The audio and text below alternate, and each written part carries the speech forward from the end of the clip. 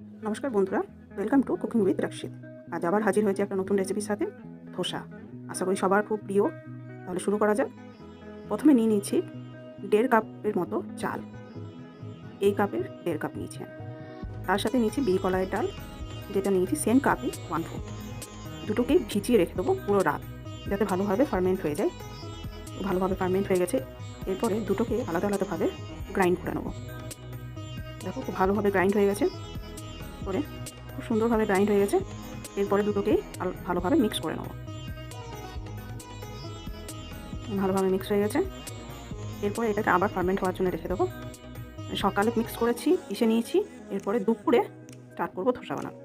তার জন্য একটা লোহার তাওয়া নিয়েছি, তোমরা চাইলে ননস্টিকও ইউজ করতে পারো। আমি লোহার তাওয়ার উপরে হালকা অয়েল গ্রিস করে নিয়েছি, তার উপরে জল দিয়ে মুছে নিয়েছি, তাহলে এটা ননস্টিকের মতনই কাজ করবে।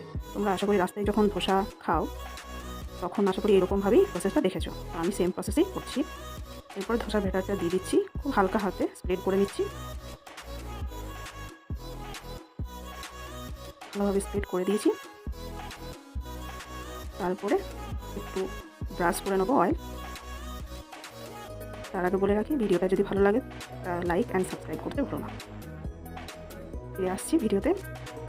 প্রথম থেকেই বানিয়ে রেখেছিলাম একটা আলুর মিক্সচার, সেটা দিয়ে দিচ্ছি।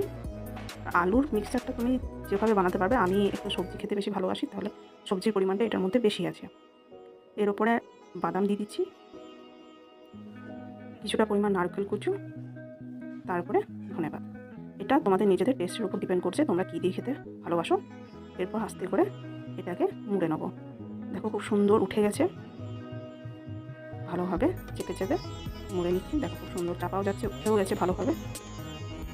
ভালোভাবে ফার্মেন্ট হলে এটা উঠতে কোনো অসুবিধা হয় না। দুপাশই ভালোভাবে চেপে চেপে খড়া করে নেবো। আমাদের ধোসা রেডি।